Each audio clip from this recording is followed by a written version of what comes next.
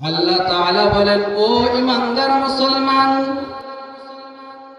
আমি আল্লাহ তাআলা তোমাদেরকে দুনিয়ার মধ্যে সৃষ্টি করলাম কেন জানো? আল্লাযী খালাকাল মাউতা ওয়াল হায়াতা, তোমাদের জীবন দিলাম, জীবন শুধু দিয়ে ক্ষান্ত করি নাই।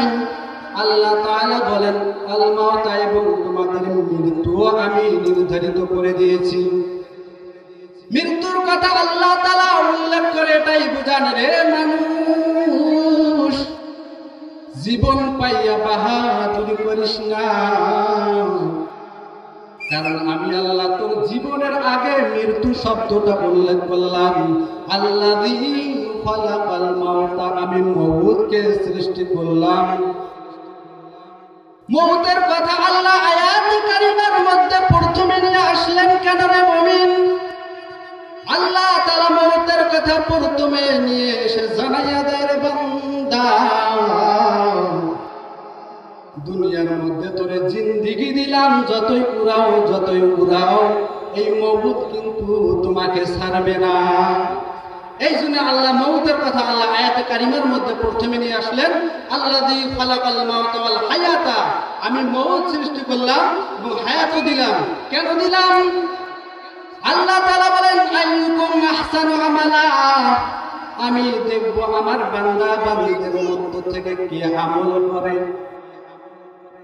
তাফসীর জনক লিখছেন, আমল করলে হবে না, আমলটা হতে হবে আহসান। আহসান বলতে কি বুঝায়? আমল তো অনেক প্রকার আছে, মানুষ দেখানোর আমল আছে না নাই? অনেকে বলবে আমি মুরব্বী হয়ে গেছি, যদি নামাজ না পড়ি আমার আত্মীয় স্বজন আমাকে বলবে, লোকটার বয়স হয়েছে এখন পর্যন্ত মসজিদে যায় না। মানুষকে দেখানোর জন্য মসজিদে এসে নামাজ পড়ে। আল্লাহ বলে, আমল ঠিক আছে, কিন্তু আমলটা আহসান হলো না, সুন্দর হলো না। আমলটা হতে হবে আহসান, কারণ আল্লাহ তাআলার কাছে আহসান আমলের বড় দাম। আমলটা যদি সুন্দর না হয়, আমলটা তোমাদের আমল নামে গণ্য হবে ঠিকই, কিন্তু আল্লাহ তাআলার কাছে গ্রহণযোগ্য প্রাধান্য পাবে না। আল্লাহ তাআলা বলেন, বান্দা, লিয়াবলুয়াকুম, আমি পরীক্ষা করব আমার বান্দা বান্দীদেরকে, যে আমার বান্দা বান্দীদের মধ্য থেকে কে উত্তম আমল করে।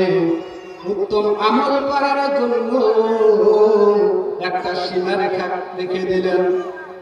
উত্তম আমল কখন হবে রে মুমিন? হাদিসের মধ্যে আল্লাহ রাসূল বলে দেন, মান আহাব্বা সুন্নতি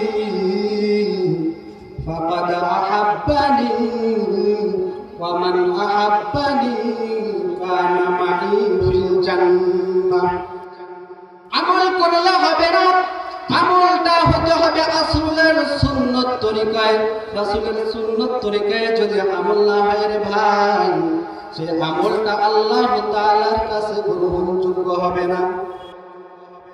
খাঁটি আমলের বড় দাম।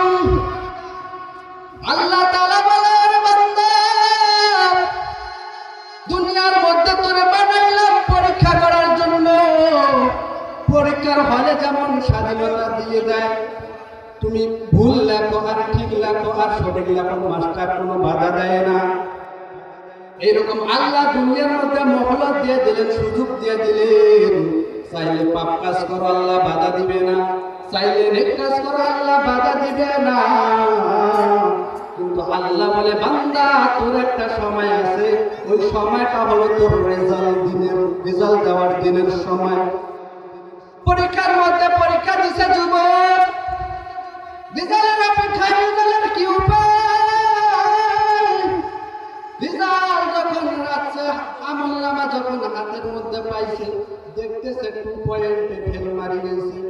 বাড়ির মধ্যে লজ্জা, মা বাবার কাছে কিভাবে মুখ দেখাইবে লজ্জা। এইরকম যারা বিনা আমলে